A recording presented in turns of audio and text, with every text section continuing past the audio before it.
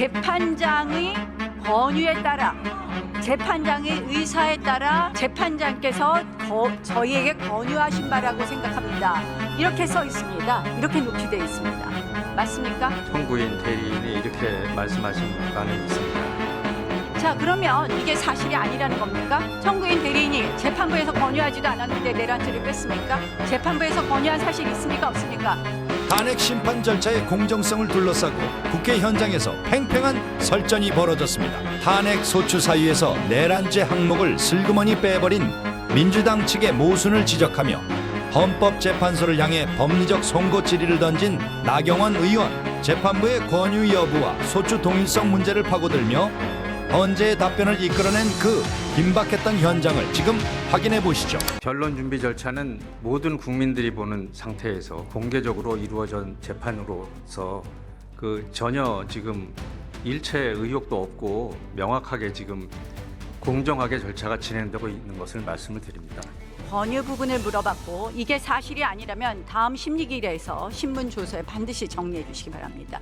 재판부의 권유 유무라는 핵심 질문을 피하고 원론적인 답변으로 일관하려 하자 나경원 의원은 즉각 다음 기일 신문 조서에 사실관계를 명확히 기재하라고 압박합니다. 절차적 정당성을 훼손하는 모순을 짚어내며 답변의 허점을 정확히 타격합니다. 자, 내란죄를 빼겠다. 이것이 정말 소추의 동일성이 유지되느냐? 예전에 헌법재판소 결정을 보면은 소추의 동일성이 동일성이 유지되지 않으면 소추 변경이 허용되지 않습니다. 이게 동일성이 유지된다고 볼 수 있겠습니까? 한번 소추 사유 보십시오. 내란죄를 범하였다고 시작됩니다.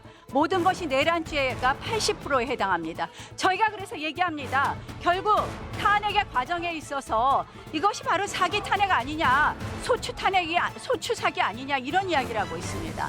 기존 헌재 판례를 바탕으로 소추 사유의 80%를 차지하는 핵심 항목을 삭제하는 것은 소추의 동일성을 해치는 위법적 변경임을 법리적으로 입증합니다. 졸속 심리를 위해 법적 절차를 무시하려는 시도를 묵과하지 않겠다는 강력한 메시지를 던진 것입니다. 내란 행위만 있는 것과 내란죄를 남겨둔 것은, 내란죄가 있는 것은 심리 절차에 있어서 어떤 차이가 있습니까? 지금 말씀하신 주장을 토대로 해서 변론 준비 절차에서 피청구인 측에서도 그런 주장을 한 걸로 알고 있고요. 그리고 그 부분에 대해서 재판부에서 심리 중에 있다고 말씀을 드리겠습니다. 심리 절차에서 어떤 차이가 있습니까? 그 부분은 재판부에서 판단할 문제이고 제가 여기서 말씀드리기는 어려운 부분입니다. 한마디로 반대 신문의 보장이 부적절하게 이루어지고 또한 증인 채택이 안 되는 등 훨씬 더 한마디로 신속을 가장한 졸속 심리가 가능한 것 아닙니까? 결국 저희는 헌법재판소가 졸속 심판을 위해서, 졸속 심리를 위해서 이재명 대표의 선거법 위반 사건과 관련해서 속도를 맞추기 위해서 이렇게 해서 탄핵 소추 심리를 졸속으로 하려고 재판부와 짬짬이 한 것 아닌가 이렇게 의심하고 있습니다. 이 부분에 대해서 의심하지 않도록 제대로 심리해 줄 것을 부탁드립니다. 내란죄를 뺀 진짜 이유가 반대 신문권 박탈과 증인 채택 불가를 노린 졸속 심리용이 아니냐는 날카로운 분석을 제시했습니다. 신속이라는 명분 뒤에 숨은 절차적 불공정성을 짚어내며 헌재가 법치주의의 보루로서 엄정하게 임할 것을 촉구했습니다.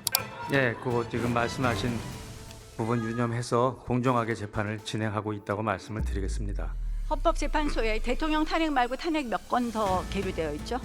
지금 10건 계류되어 있습니다. 자, 대통령 계엄 담화문에 보면 그동안 22건의 정부 관료 탄핵 추진했고 10명째 탄핵 추진하고 있다. 이렇게 되어 있습니다.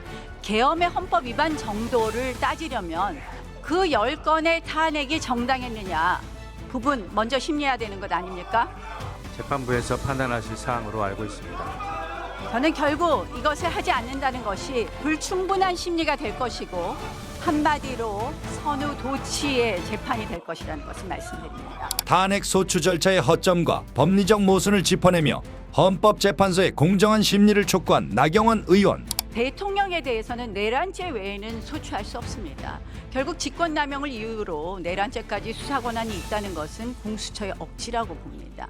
결국 그것을 기준으로 해서 공수처는 영장을 중앙지방법원에 발부받는 것이 원칙인데 이걸 서부지방법원에 와서 이렇게 발부받았습니다.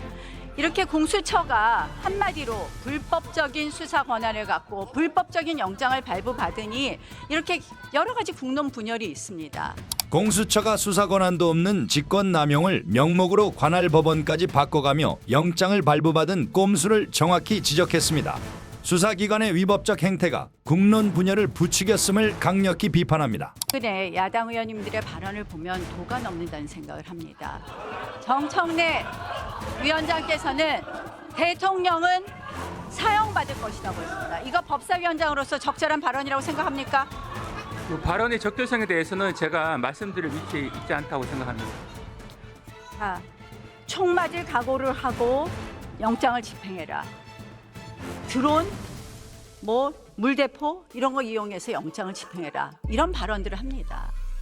이거는 국가기관 간에 물리력 충돌이 일어나게 하는 거 아닙니까? 한마디로 폭동 상태를 만드는 것 아닙니까? 수사를 철저히 하라는 요청으로 이해를 하고 있고 그 부분에 대한 발언의 적절성은 저희가 평가할 위치에 있습니다. 그것뿐만 아닙니다. 이것은 결국 공수처와 기타 경찰의 여러 가지 수사 권한 또는 체포영장에 관한 경호처의 권한에 관한 국헌을 문란하게 하는 그런 발언들입니다. 저는 이러한 발언들이 오히려 사회를 혼란스럽게 하고 한마디로 이러한 것도 내란을 선동하는 그런 발언이라고 생각을 합니다. 국가기관 간의 물리적 충돌을 부추기는 야당 지도부의 극단적 발언들이야말로 사회를 혼란에 빠뜨리는 위험한 내란 선동임을 정면으로 꼬집었습니다. 도대체 어느 경찰 공무원이 이상식 의원하고 내통해서 체포영장 집행 시기와 체포영장 발부 시기를 알려줬는지 당장 감찰해 주실 것을 촉구합니다. 제가 경찰청장 직무대행에서 개인적인 통화 내역까지 다 확인하기는 어렵습니다. 검찰에 고발된 사건이니까 거기서 수사가 될 것으로 생각합니다. 그러니까 경찰이 지금 공정하지도 않고 중립적이지도 않다는 그런 비판을 받는 것입니다. 저희들은 법과 원칙에 따라서 적법 절차를 준수하고 있습니다. 저희가 고발했으니까 징계 절차도 같이 착수해 주실 것을 촉구합니다. 오늘의 이 모습을, 국회의 모습을 국민들이 바라보고 계십니다. 탄핵 소추의 법리적 모순부터 공수처의 불법적 영장 발부, 야당의 내란 선동성 발언까지 하나하나 팩트로 파헤친 나경원 의원. 법치주의와 자유민주주의 수호를 강조한 나경원 의원의 이번 현안 질문에 대해 여러분은 어떻게 생각하십니까? 지금 바로 아래 댓글창에 여러분의 의견을 남겨주세요. 구독과 좋아요, 알림 설정도 부탁드립니다.